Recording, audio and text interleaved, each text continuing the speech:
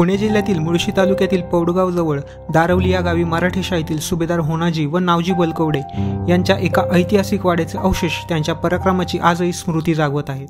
गावात प्रवेश केल्यानंतर रस्त्याच्या कडेला वाड्याच्या जवळच नावजी बलकवडे यांचा पुतळा आहे।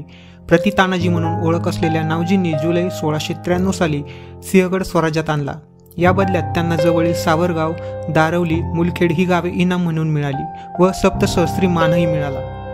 सुभेदार होनाजी, येसाजी, पिलाजी यांनी आपल्या वडिलांनी पराक्रमाने मिळवलेल्या दारवली या गावी भव्य वाडा बांधला।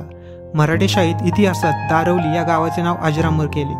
ज्येष्ठ इतिहास संशोधक श्री पांडुरंग बलकवडे हे याच गावचे सुपुत्र आहेत। गावच्या मध्यभागी 30-40 फूट उंचीवर सुमारे 6 एकर जागेत या वाड्याचे अवशेष दिसून येतात।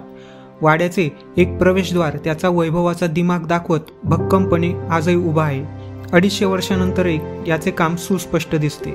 प्रवेशद्वारावरील कमळ व दरवाजावरील गणेशपट्टी स्पष्टपणे दिसते। हा ग्राममुख दरवाजा मुळा नदीच्या बाजूला तोंड करून उभा आहे। पुढे सरकल्यावर वाड्याच्या प्रमुख प्रांगणात पडीक अवस्थेतील वाड्याचे जोते आजमितीला शिल्लक असून बलकवडे यांच्या वंशजांची घरे त्यावर उभी असलेली दिसून येतात। वाड्याची रचना भव्य असून वाड्याला पुणे दरवाजा पुण्याच्या दिशेला तोंड करून उभा होता। हा वाडा 15 खणी, चौसोपी, तिघई, दुपाखी म्हणजे 180 खाणांचा होता। भक्कम जोत्यावर हा वाडा दिमाखाने उभा होता।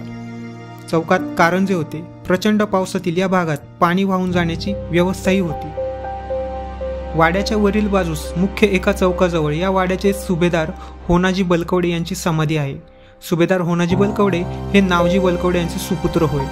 याच होनाजींनी निर्माण केलेली काळभैरवनाथ व विठ्ठल मंदिर आजही सुस्थितीत आहे। चिमाजी अप्पांसोबत तसेच बाजीरावांसोबत गुजरात व जंजिरा मोहिमेत बलकवडे यांनी खूप मोठा पराक्रम गाजवला।